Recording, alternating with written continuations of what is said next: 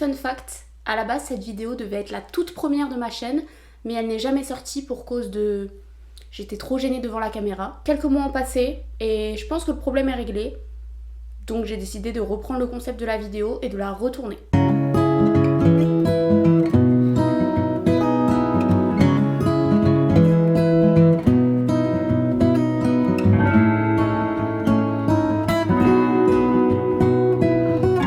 Bonjour à toutes et à tous et bienvenue dans cette nouvelle vidéo. Aujourd'hui on se retrouve pour un tag. Tag qui est, je vous rappelle, une suite de questions sur un sujet donné.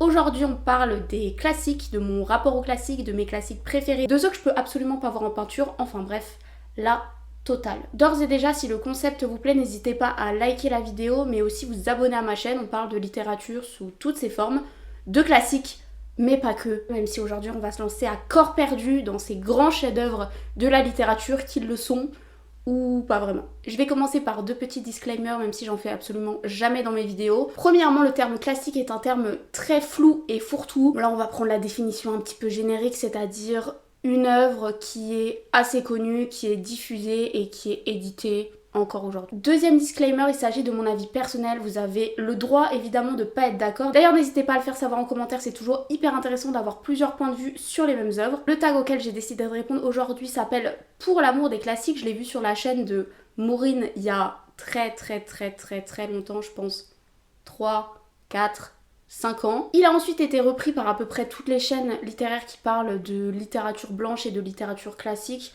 donc ce n'est pas très original, mais mes réponses le seront. L'introduction qui dure 1000 heures. Bref.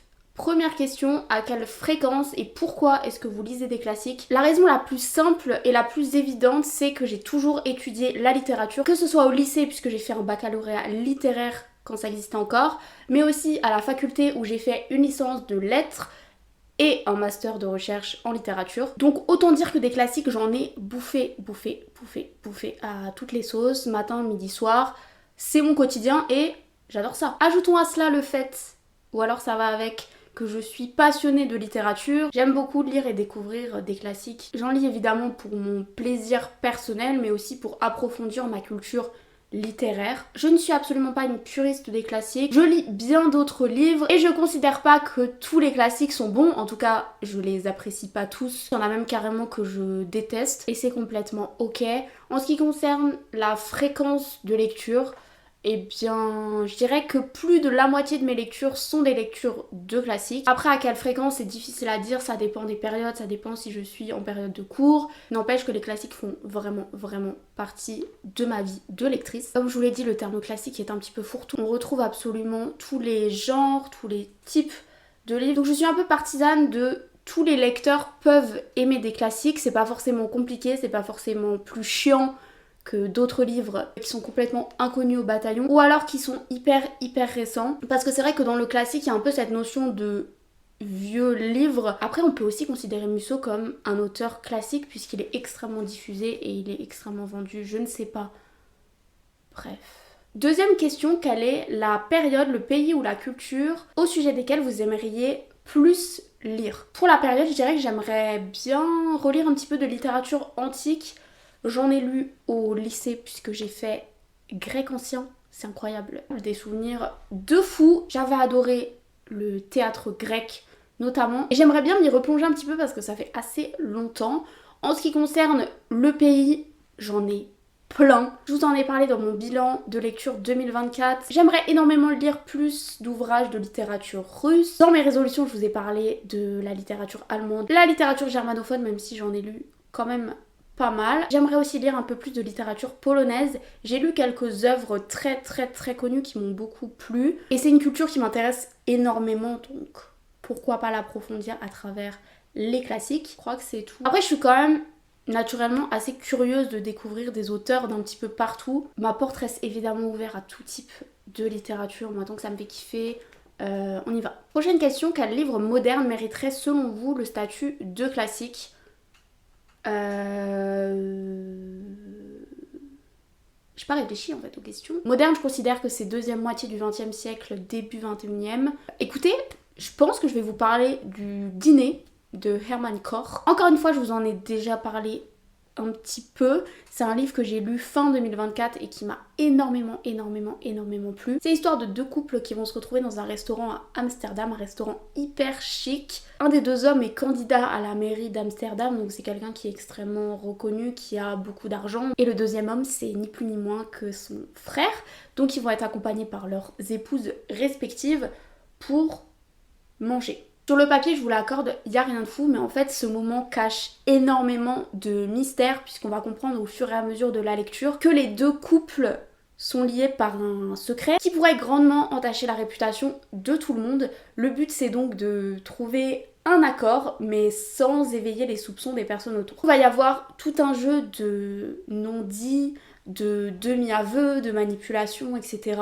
Et c'était absolument splendide. Moi ce livre il m'a complètement retourné. Il est super bien écrit, il est tout en finesse mais hyper acerbe et ironique. Ce livre il me semble est très connu aux Pays-Bas mais absolument pas en France. En tout cas j'en avais pas du tout entendu parler et je pense qu'on devrait plus s'y intéresser. Ce livre selon moi il mérite carrément de rentrer dans la postérité. Il a énormément de qualité. N'hésitez pas à le lire, mais gardez en tête qu'il faut avoir le cœur bien accroché. Prochaine question, quel est le dernier classique que vous ayez lu? Alors actuellement j'ai mon marque-page au milieu du portrait de Dorian Gray, mais j'avance pas énormément. Pourtant le début j'ai bien aimé, après je connais déjà l'histoire. C'est peut-être pour ça que je suis pas dans une frénésie de lecture où j'ai absolument envie de connaître la suite vu que je la connais déjà. Après au niveau des thématiques mais aussi de la plume, je le lis en traduction je précise, mais je trouve que la traduction est très belle. On a des réflexions hyper intéressantes sur la littérature, d'ailleurs la préface du portrait de Dorian Gray pourrait vous fournir toutes les citations nécessaires à une dissertation sur à peu près tous les sujets concernant l'art, la littérature, une vraie mine d'or. Donc je vous en dirai des nouvelles une fois que j'aurai terminé. Une question là purement esthétique. Quel est le classique dans votre bibliothèque qui a la plus belle couverture? Sans hésiter, je vais choisir mon exemplaire de La Petite Sirène illustré par Benjamin Lacombe. Donc c'est un conte de Hans Christian Andersen dont je vous parle tout le temps. C'est mon conte préféré, j'adore l'histoire et là les illustrations de Benjamin Lacombe vont hyper bien avec l'univers. Voilà, la couverture est magnifique, les dessins à l'intérieur le sont tout autant. Benjamin Lacombe c'est vraiment selon moi un incontournable, c'est vraiment une valeur sûre. Il fait toujours du très bon travail. Prochaine question, quel est l'auteur de classique dont vous auriez aimé qu'il écrive beaucoup plus? Là je vais vous parler de l'auteur du Parfum. Ouais, là on est parti dans une triade dont je vous parle tout le temps. Je pense que vous pouvez carrément commencer à faire des bingos devant mes vidéos. La Petite Sirène, Le Parfum et la Lorelai. Normalement vous devriez gagner assez souvent avec ces trois là. On va donc parler de Patrick Süskind. J'ai fait mes petites recherches, il n'a pas écrit énormément en fin de compte. Il a écrit une pièce de théâtre qui s'appelle La Contrebasse. Il a écrit 2 recueils de nouvelles et 4 romans, ce qui est franchement pas énorme. Bon déjà j'ai pas lu toutes ses œuvres. Donc il faudrait déjà que je termine avant de me plaindre qu'il en a pas écrit assez. Mais je trouve que c'est une œuvre assez peu fournie en quantité comparée à d'autres auteurs qui ont écrit des dizaines, voire des centaines de livres. On aurait aimé franchement qu'ils nous pondent pas un Parfum 2.0, mais un autre roman iconique. Malheureusement ça n'a pas été le cas. Le Parfum est suffisamment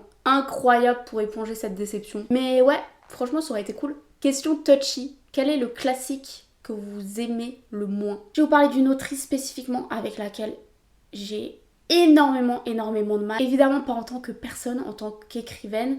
C'est-à-dire que j'ai essayé de lire 2 de ses œuvres, j'ai pas du tout aimé. Il s'agit de Marguerite Duras, donc j'ai essayé L'Amant et Un barrage contre le Pacifique. J'ai trouvé que le style était indigeste. En tout cas, moi ça me parle pas, ça ne me plaît pas. J'ai vraiment eu du mal. J'ai essayé même un livre audio. J'ai vraiment pas réussi. Je comprends pas vraiment la hype parce que j'ai quand même l'impression qu'elle a une grosse commu de fans.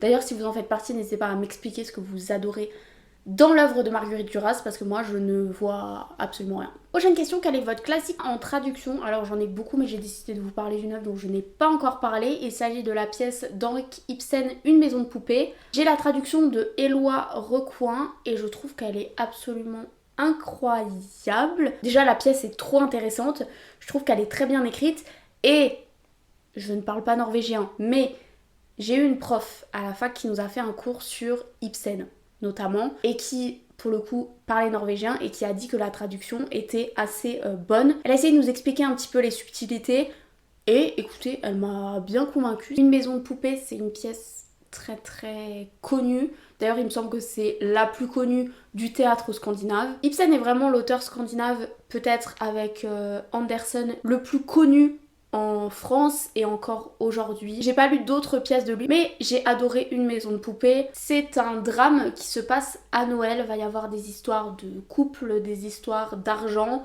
C'est une œuvre qui parle énormément de la condition féminine et je trouve qu'il est assez moderne, assez avant-gardiste dans la vision qu'elle propose. Enfin bref, c'était absolument trop cool. Quel est votre classique contemporain préféré? Nul doute qu'il s'agit de L'événement de Annie Ernaux. Annie Ernaux, prix Nobel de littérature. Je considère que ses œuvres sont maintenant des classiques. Et parmi toutes ces œuvres, s'il y en a vraiment une qui m'a touchée plus que les autres, c'est L'événement. C'est un texte qui est vraiment très très très très court. Annie Ernaux, elle a vraiment un style simple, mais pas dans le mauvais du terme. Au contraire, je trouve que c'est vraiment une force puisque elle va utiliser cette simplicité pour parler d'un événement très important dans sa vie qui est son avortement clandestin qui a eu lieu dans les années 60 au moment où la loi Veil n'était pas encore passée. Sujet, j'ai envie de dire, vraiment d'actualité quand on regarde tout ce qui se passe. Je pense que ce livre remettrait énormément de pendules à l'heure. On va avoir à la fois un témoignage mais aussi toute une réflexion politique sur la place de la femme dans la société, la représentation et aussi les préjugés qu'on a sur l'avortement. C'est évidemment un livre qui aborde des thématiques très très lourdes. D'ailleurs, il y a des scènes qui sont extrêmement graphiques. Faut vraiment avoir le cœur très très accroché, mais je pense que le message vaut vraiment le coup. D'ailleurs, j'ai vu qu'ils avaient fait un film, donc une adaptation de cette œuvre. Je ne l'ai pas vu personnellement, donc ceux qui l'ont vu, n'hésitez pas à donner votre avis en commentaire. Selon moi, c'est vraiment un livre d'utilité publique, mais au-delà de ça, c'est l'œuvre d'Annie Ernaux que je trouve la plus aboutie. Quand on lit L'événement, on comprend tout, on comprend la femme qu'est Annie Ernaux, on comprend beaucoup de choses de son parcours. Bref, une pépite dont on parle quand même assez sur la sphère littéraire. Mais si vous ne l'avez toujours pas lu, je vous la conseille vraiment. Dans quel lieu lié à la littérature vous aimeriez aller? Alors là, je pense que la réponse ne va étonner personne. On continue sur le bingo puisque je vais vous parler de La Vallée du Rhin.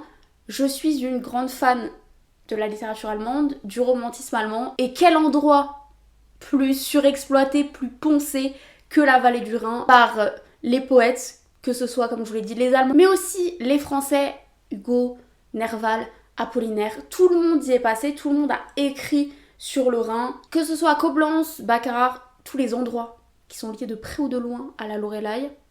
Écoutez, je ne fais pas mon mémoire dessus pour rien, ça m'intéresse d'un point de vue historique mais aussi parce que c'est absolument trop beau. Il y a de la forêt, il y a des montagnes, il y a de l'eau. Incroyable. Maintenant, quel classique recommanderiez-vous à un enfant? J'ai beaucoup réfléchi parce que je considère qu'il y a quand même pas mal d'œuvres qui sont accessibles pour les enfants comparé à ce qu'on pourrait dire. Mais j'ai décidé de vous parler du premier classique que j'ai lu de toute ma vie, qui est Le Petit Prince.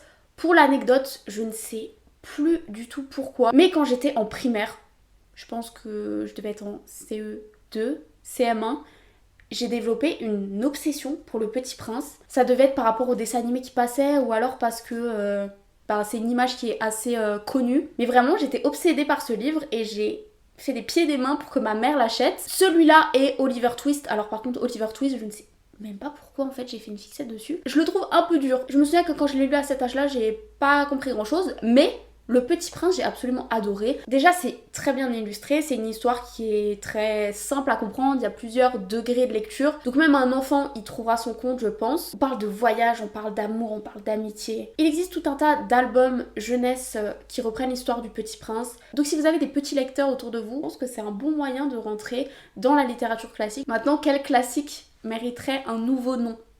Je regarde dans ma bibliothèque. Quel classique a un nom pas ouf? Moi je dirais que globalement les œuvres de littérature réaliste ont des titres souvent pas dingues, un peu trop ras de plancher, notamment, même si je l'adore, les titres des romans de Maupassant, à part Fort comme la mort qui est hyper stylé comme titre, ça claque. J'ai pas lu le livre mais apparemment le titre est beaucoup plus stylé que l'œuvre en elle-même. Bon, je sais pas, enfin Pierre et Jean, je trouve que c'est un peu flingué comme titre. Alors que l'histoire est top. Ouais, peut-être Maupassant, parce que les œuvres sont cool, mais les titres sont pas dingues. Dernière question, quel classique recommanderiez-vous à tout le monde? Moi je pense qu'il faudrait carrément faire une vidéo de cette question-là. Parce que tout dépend aussi du style de chacun. Je pense pas qu'il y ait un classique qui pourra convenir à absolument tout le monde. Je vais vous parler d'un livre, je ne sais pas si c'est un classique. En tout cas, le film l'est pour ceux qui ont fait de l'allemand au collège ou au lycée. Je vais vous parler de La Vague. Le livre est écrit par Todd Strasser et le film est fait par je ne sais quel réalisateur allemand. La Vague, c'est l'histoire d'un prof d'histoire géo qui va faire un cours sur la Seconde Guerre mondiale et notamment sur l'Allemagne nazie à ses élèves de lycée, il me semble qu'il doit avoir 17 ans à peu près. Et pour être très honnête, les élèves n'en ont pas grand chose à faire, ils n'ont pas l'air de vraiment mesurer ce qui s'est passé, ils n'ont pas l'air de s'impliquer dans le cours, de vouloir comprendre. Et ça va vraiment choquer ce professeur-là. Et vu qu'il a des méthodes pas vraiment conventionnelles, il va décider de mener une petite expérience au sein de sa classe, c'est-à-dire créer un mini régime totalitaire. Évidemment, il le présente pas comme ça, puisque toute expérience de psychologie n'est pas menée telle quelle frontalement avec les sujets. On va le ramener d'une façon un petit peu détournée. Donc il va inventer un nom de groupe, il va mettre en place des règles, ils vont avoir un symbole, une manière de saluer, etc.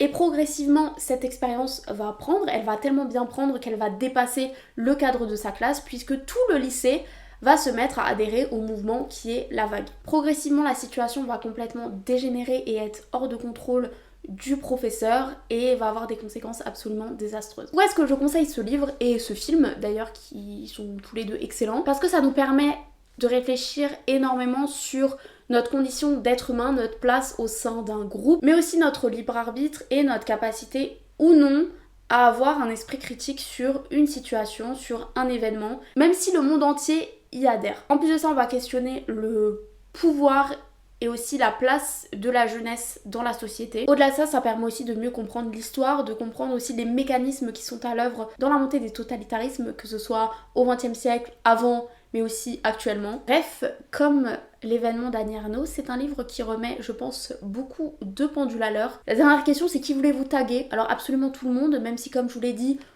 énormément de chaînes Booktube ont déjà fait ce tag. Mais si des collègues qui passent par là et qui l'ont pas encore fait ont envie de se prêter au jeu, écoutez, allez-y. Je trouve que cette vidéo elle est assez intéressante parce qu'elle permet quand même de ratisser extrêmement large. Et j'ai pu vous parler de livres évidemment dont je parle tout le temps, mais aussi de livres dont je vous ai pas forcément parlé. N'hésitez pas à répondre à certaines des questions en commentaire, je me ferai un plaisir de les lire. On se revoit bientôt dans une nouvelle vidéo et d'ici là je vous souhaite une bonne journée ou une bonne soirée. Salut!